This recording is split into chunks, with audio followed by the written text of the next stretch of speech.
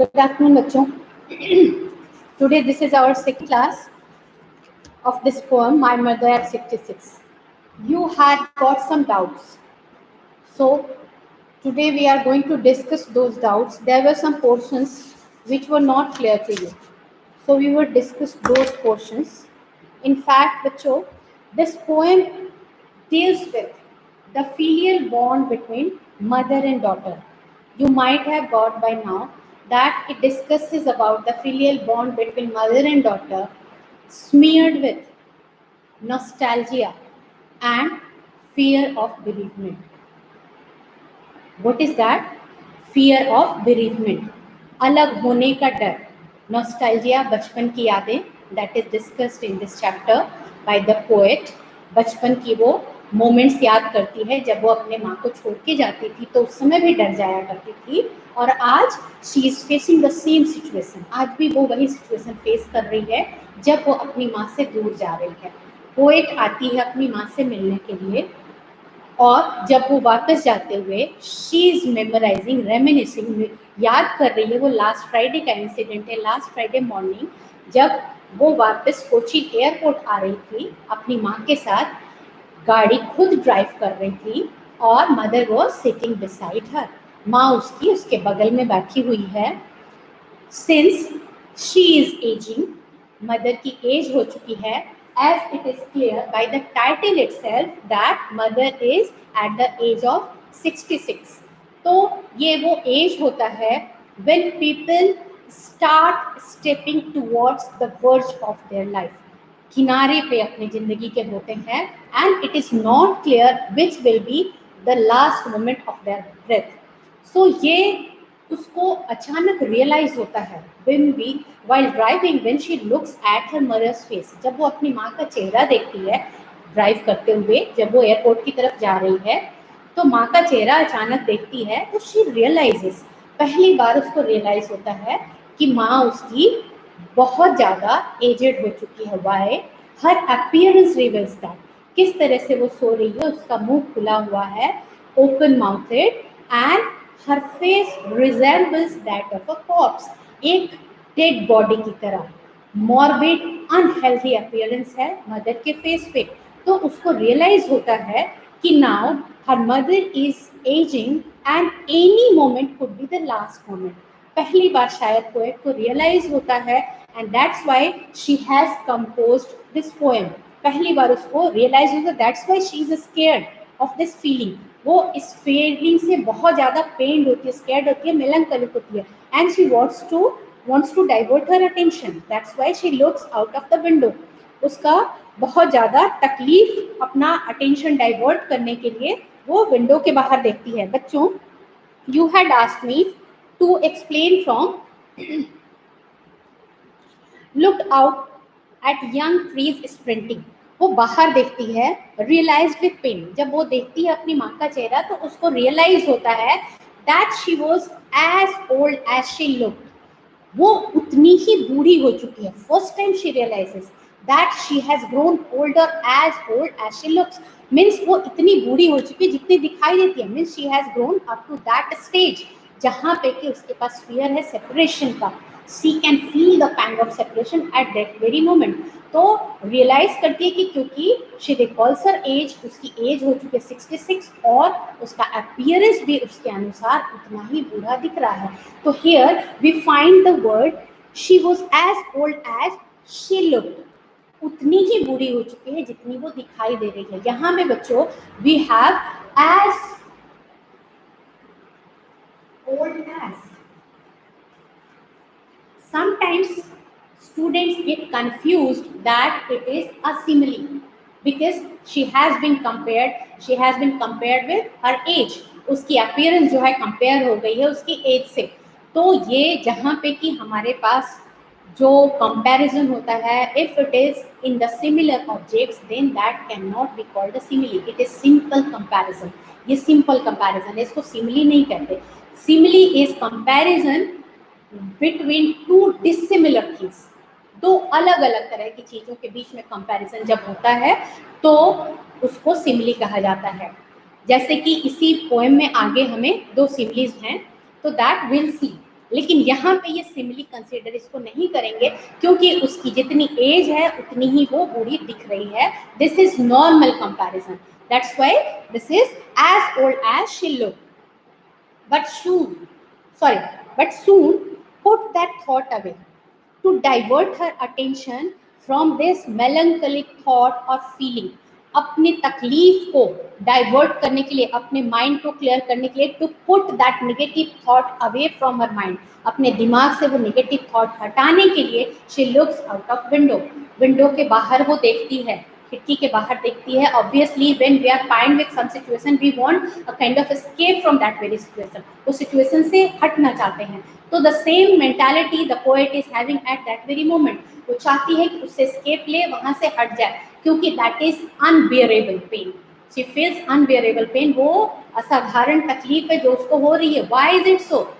क्यों उसको असाधारण तकलीफ हो रही है? That will see. क्योंकि वो एक स्टेज है where parents need their child the most. एक एज होती है जब पेरेंट्स को बच्चों के देखभाल की जरूरत होती है. She knows this very well. उसको पता है कि ये टाइम है when she should stay with her mother.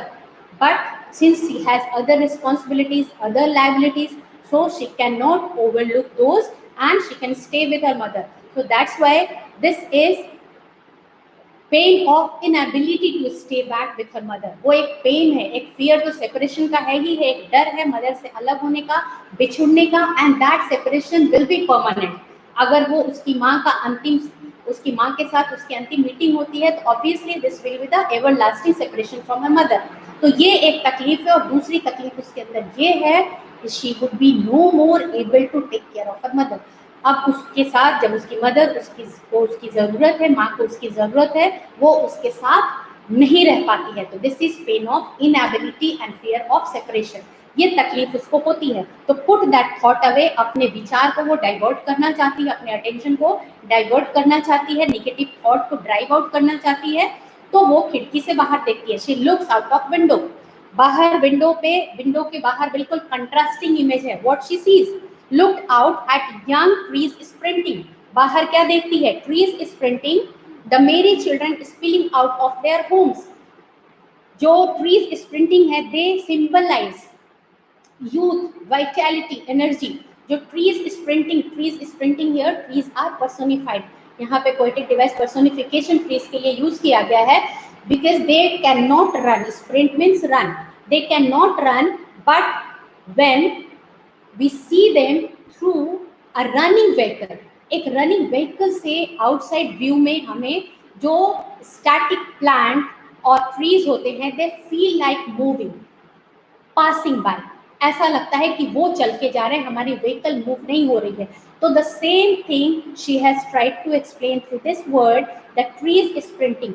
ऐसा लगता है कि वो रन कर रहे हैं. मेरी children spilling out of their houses. ऐसा लग रहा है कि ट्रीज रन करके जा रही हैं. They are moving fast past the car and merry children spilling out of their homes. ऐसा जैसे कि बच्चे खुशी खुशी, merrily, happily they are coming out of their homes. घर से बाहर आ रहे हैं और they are going to play out from their homes. So this is contrasting image. On one hand एक तरफ inside the vehicle, inside the car, there is total morbid and unfortunate picture of mother. वो बैठी हुई है उसके बगल में, वो बहुत ही ज़्यादा दुखदाई तकलीफ देने वाली साइट है. और जब बाहर देखती है, that site is full of vitality, life and energy. वो बाहर की तरफ जो देखती है वो बहुत ही ज़्यादा एनर्जेटिक, मूविंग फास्ट है. On the other hand, sprinting trees symbolize fast moving age also. It can be described as sprinting trees can symbolize fast moving age. Age is not stable. किसी की भी उम्र रुकती नहीं है. It keeps on moving fast. बहुत तेजी से चल रही है. तो जैसे वो trees sprint कर रही है, ऐसे ही fast moving age वो realize करती है. That's why it symbolizes the youth, energy, vitality, vigor.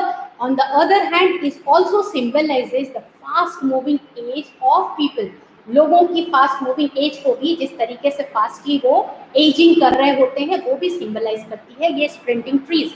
और वो बच्चे जो खुशी खुशी अपने घरों से बाहर खेलने के लिए, प्लेग्राउंड के लिए जा रहे हैं, they also are the symbol of energy and youth. So this is total contrasting image. It is comparison. पहले उसका comparison होता है dead as corpse, उसका चेहरा जो है चेहरा जो है वो similar है, that is beside me those open mouthed, her aging face Asian like that of a corpse. उसका एजिंग फेस जो है वो that is Asian like a cops. Asian वहां पे उसकी कंपैरिजन होती है. उसका चेहरा एशियन मतलब होता है ग्रे, राख जो कलर होता है उसका कलर होता है ग्रे और स्मोकी, धुआं की तरह. It is lacking bereft of all the vitality. उसके अंदर कोई भी जीवन नहीं होता है. तो वो कॉप्स जो होता है, she is open mouthed appearance. You can realise she has one hand, she has compared with open mouthed and lacking in vitality like a corpse. एक डेड बॉडी की तरह उसका मुंह खुला हुआ है. And it seems her colour face is bereft of any colour. It is pale, colourless है पूरी तरह से. उसका चेहरा रंगहीन है, एक लाश की तरह. तो कंपैरिजन उसका एक लाश से हो रहा है. और कंट्रास्टिंग इमेज यहाँ पे आ रहा है बाहर. Outside the vehicle there is sprinting trees and merry children spilling out of their homes. Spilling का मतलब they are coming out. Spill is the word which is use with non living things, जैसे spilled water, milk. तो इसके साथ बच्चों के साथ they are like spilling. Instead of that this is direct comparison, so it is a metaphor. यहाँ पे poetic device spilling children में children spilling out of their homes, यहाँ पे poetic device metaphor use हुआ है. children are like spilling out of their homes. तो यहाँ पे comparing word like को हटा के children spilling out of their homes हुआ है. that's why it is an example of metaphor. ये homes, but after then she reaches to the airport. After security check, you know the all formalities to board a plane, वो सारी formality करती है. फिर standing at few yard because people who go along are not allowed. Only passengers are allowed to enter the airport. So mother is standing at some distance. माँ उनकी थोड़े दूर बाहर खड़ी होके देख रही है. Because she don't have to board the plane. उनको नहीं जाना है, अकेले पोएट जा रही है. तो वो थोड़े डिस्टेंस से उसको वॉच करती है, सी ऑफ कर रही है. Bye to bid the good bye she is standing there. Again she is refilled with same pain. उसी तरह की तकलीफ और फियर और पेन के साथ फिर से वो भर जाती है. Looked again at her wan pale as a late winter's moon. फिर से उसको वापस वही चेहरा दिखता है. Wan is colourless, pale faded colour, जिसमें बिल्कुल रंगहीन है, कोई भी कलर नहीं है. And here her face is compared as a late winter's moon. एक जो शरद ऋतु की, विंटर की, लेट विंटर, लास्टिंग विंटर की, जो लास्ट में विंटर के सीजन के लास्ट में एंड में जो मून अपीयर होता है, that is faded in colour. It is veiled with, shadowed with mist and fog. उसके ऊपर कोहरा छाया हुआ रहता है. That's why it loses its glow and luster. उसके अंदर वो ग्लेज नहीं होता, चमक नहीं होती मून की जो नॉर्मली देखने में आती है. तो वो उसकी लस्टर, चमक जो होती है वो खो जाती है. Although we can analyze that since the poet has compared her mother's face with moon, उसने अपनी माँ के चेहरे को मून से कंपेयर किया है. That means she considers her mother the beautiful one. अपनी माँ को बहुत सुंदर समझती है. That's why she has compared her face with moon. But since she is aging, that's why she is like late winter's moon, which is lacking in vigor, color and luster. उसके पास चमक नहीं है, उस चेहरे पे चमक नहीं है और कोई भी ग्लो नहीं है. उसके ऊपर बादल जो छाए हुए हैं फॉग और मिस्ट के, उसके कारण वो धुंधला हो चुका है. इसी तरह से माँ का चेहरा भी एजिंग के कारण धुंधला हो चुका है.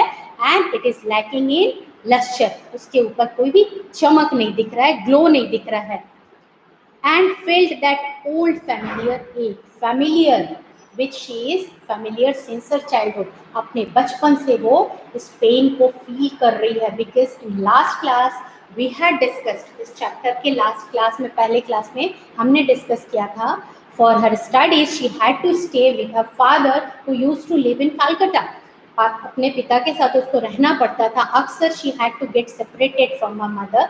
अपनी माँ से दूर जाना पड़ता था अपनी स्टडीज के पर्पस के लिए. तो she had often felt that pang of separation. उसको अक्सर वो तकलीफ, वो दर्द माँ से अलग होने का झेलना पड़ा है बचपन से.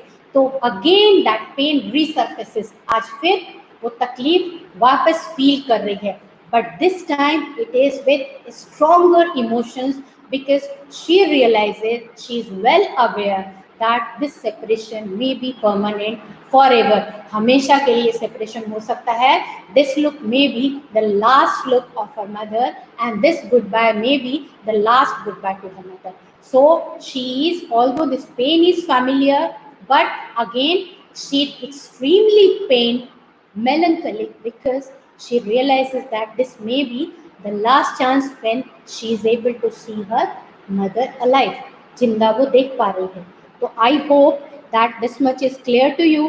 Whatever doubts you were having, that I have clarified. Children, just see few questions.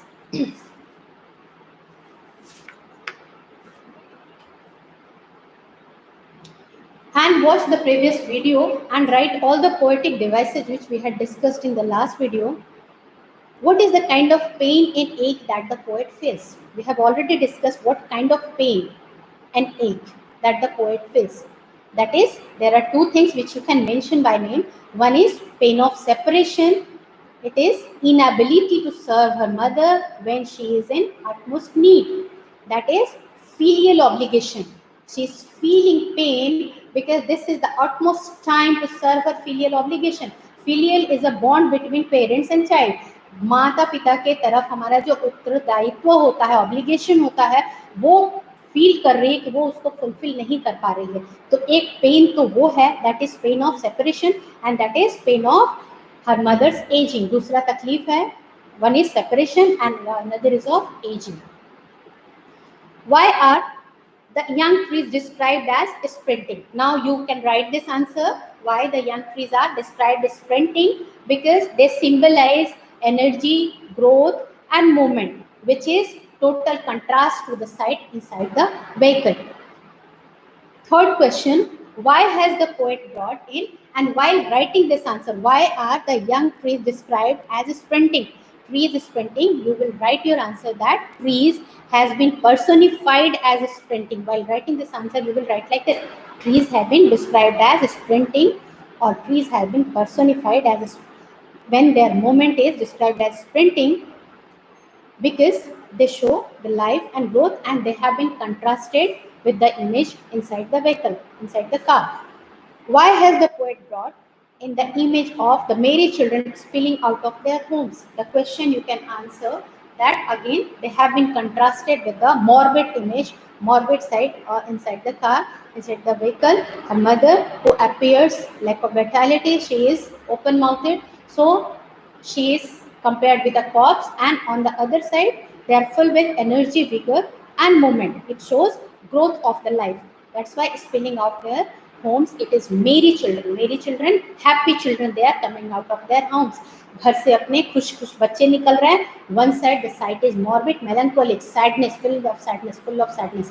तो एक तरफ तो जो कार के अंदर उसकी माँ का दृश्य है वो बहुत ही तकलीफ भरा हुआ है, और दूसरी तरफ हैप्पी खुश बच्चे हैं. तो ये कंट्रास्ट करने के लिए इमेज को दिया गया है. Poet has used this image to contrast both of the sides. बिल्कुल ऑपोजिट दृश्य है दोनों तरफ, तो उसको कंट्रास्ट करने के लिए पोएट ने spilling out of their merry children, spilling out of their homes, घर से खुशी खुशी they are moving towards the playground. That shows growth, happiness and vitality. Why has the mother been compared to the late winter's moon? Now you can answer this question. Late winter's moon, she has been compared. Here the poet has used simile. There are two similes, as late winter's moon as corpse, as in like a corpse. There also the poet has used as simile. What do the parting words of the poet and his smile signify? What do the parting words? What were the parting words? Do you remember? See you soon, Amma. She has told in the end that see you soon, Amma. What does it signify? Last class we had discussed that to overshadow her fear and pain, she tells we do not have any other way to express our helplessness, to hide, to veil her helplessness. To conceal her helplessness, जो उसकी helplessness है अपनी माँ को अभी होना चाहिए, माँ के पास होना चाहिए, उसकी हेल्प करनी चाहिए। हो सकता है अगली बार उसकी माँ उसके साथ ना हो, तो ये हेल्पलेसनेस जो है उसको हाइड करने के लिए, क्योंकि अभी she is right now she is unable to stay back with her mother, उसको अपने रिस्पॉन्सिबिलिटीज पूरी करने के लिए अपनी माँ को छोड़ के जाना है, तो वो इसमें उसके लिए संभव नहीं है कि अपनी माँ के साथ रुक जाए। तो वो उसके अंदर तकलीफ है और वो डर है कि माँ शायद अगली बार ना मिले। तो इस फियर और पेन को हाइड करने के लिए, वेल करने के लिए, वेल छिपाने के लिए वो मुस्कुराती है, अपने इमोशंस को ओवरशैडो करने के लिए, हाइड करने के लिए, अपनी नेगेटिव फीलिंग को ओवरकम करने के लिए। She just wants to assure herself, although it is a total vague assurance, see you soon अम्मा, जो वो कहती है वो एक तरह से अपने आप को भी अश्योरेंस देना चाहती है और अपनी मदर को भी देना चाहती है कि फिर जल्दी ही मिलेंगे। But she is well aware that this assurance doesn't mean anything, it is a total vague assurance. So that's why to conceal her fear and pain, she smiles and smiles. Poet has to put emphasis on the thought of smiling, she has repeated it thrice, and the poetic device repetition has been used in this line. So you can describe like this. I hope your doubts are clear. So you will do all the question answer. This is all for now. See you in next video. Thank you so much, children.